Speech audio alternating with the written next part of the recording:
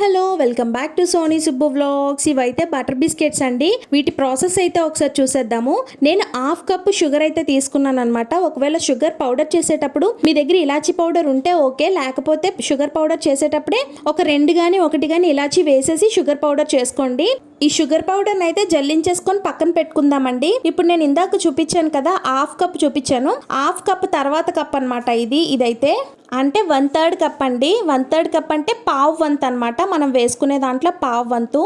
పావు కప్పు నెయ్యి అయితే తీసుకొని పక్కన పెట్టుకుందాము. నేను ఇందాక చూపించాను కదండి, అరకప్పు పంచదార, పావు కప్పు నెయ్యి, 1 కప్పు మొత్తం మైదా పిండి అయితే వేసుకొని బాగా జల్లించేసుకోవాలి. అందులోనే చిటికెడు సాల్ట్, ఇలాచీ పౌడర్ నేను ఇందాక వేసుకోలేదు కాబట్టి ఇప్పుడు వేసుకున్నాను. దాంట్లో కొంచెం బేకింగ్ పౌడర్ అండి, బేకింగ్ సోడా కాదు బేకింగ్ పౌడర్ వేసి మొత్తం పిండిలన్నీ కలిసిపోయేలాగా బాగా కలుపుకొని కొంచెం కొంచెంగా నెయ్యి వేసుకుంటూ కలుపుకోవాలండి. నేను చూపించిన విధంగా అంతా ఒకసారి అయితే వేసేవద్దు.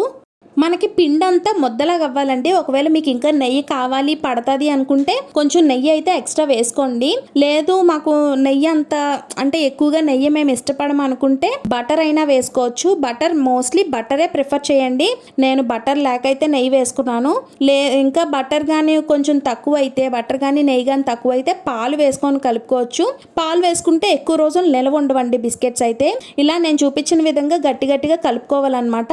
అదైతే కంప్లీట్గా చపాతీ ముద్దలాగా అయితే అయిపోవాలండి. కంప్లీట్గా పిండి మొత్తం చపాతీ ముద్ద, మరీ మెత్తగా అయితే చేసేయవద్దు. అది అలాగే ఉంటుంది, గట్టిగానే ఉంటుంది. మనకి చపాతీ ముద్ద అన్నారు కదా అని వాటర్ కానీ పాలు ఎక్కువ వేసి కానీ కలిపేస్తే మనకి బిస్కెట్స్ అనేవి పర్ఫెక్ట్గా రావండి.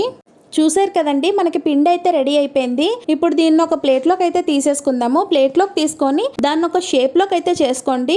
ఒక రెక్టాంగిల్ షేప్ కానీ లేకపోతే మీకు ఏ షేప్ నచ్చితే రౌండ్ షేప్ కానీ చేసుకొని దాన్ని మనం ఏ షేప్స్ కావాలంటే, ఒకవేళ మీ దగ్గర షేప్స్ కానీ ఉంటే షేప్స్తో చేసుకోండి బిస్కెట్స్. లేదు అంటే మాత్రం గ్లాస్తోనైతే నేను చూపించిన విధంగా చేసుకోండి. బిస్కెట్స్ మాత్రం కంపల్సరీగా లావుగానే ఉండాలండి. మరీ పలచగా అయితే అయిపోకూడదు. మీకు పలచగా అయిపోతే సరిగ్గా రావన్నమాట బిస్కెట్స్.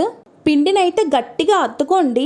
అంటే ఒకవేళ ఎక్కడైనా ఇలాగా చూస్తున్నారు కదా, అక్కడ బ్రేక్స్ లాగా ఉంటే మనకి కరెక్ట్గా రాదనమాట, ఇరిగిపోతూ ఉంటాయి బిస్కెట్స్. సో గట్టిగా అత్తుకొని మాత్రమే నేను చూపించిన విధంగా షేప్స్ అయితే చేసుకోండి. గ్లాస్తో చేసుకుంటే మూన్ షేప్సే వస్తాయి. మనం షేప్స్ చేసుకునే ముందు మనం ఏదైతే ప్లేట్లో వేసుకుందాం అనుకుంటున్నామో ఆ ప్లేట్కి అయితే ఇలా నెయ్యి అప్లై చేసి కొంచెం బటర్ పేపర్ ఉంటే బటర్ పేపర్ వేసేయండి. బటర్ పేపర్ లేకపోతే మనం కేక్ ఎలాగైతే స్ప్రింకిల్ చేస్తామో మైదాని నెయ్యి రాసి దాని మీద మైదా స్ప్రింకిల్ చేసి ఇలాగా బిస్కెట్స్ అయితే షేప్స్ తీసి దాని మీద వేసి మనం బేక్ చేసేసుకోవడమే. ఒకవేళ ఓవెన్ ఉంటే ఓకే, ఓవెన్ లేకపోతే కింద ఇసుక వేసుకొని పైన ప్లేట్ లో కొంచెం దూరంగా పెట్టండి. బిస్కెట్ కి మధ్యలో కొంచెం స్పేస్ అయితే ఉండాలన్నమాట, లేదంటే మనకి సరిగ్గా రావు బిస్కెట్స్.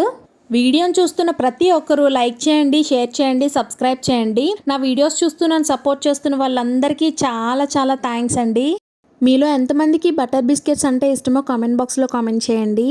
మేము చిన్నగా ఉన్నప్పుడు ఎక్కువగా బటర్ బిస్కెట్స్ బండి మీద అమ్మేవారండి. వేడి బటర్ బిస్కెట్స్ భలే ఉండేవన్నమాట.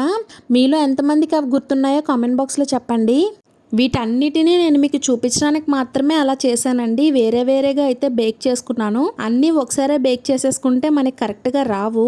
చూసారు కదా బిస్కెట్స్ అయితే ఎంత చక్కగా బేక్ అయిపోయాయో. ఇంకా వీడియోని చూస్తూ లైక్ చేయకపోతే please to like, share and subscribe. Bye.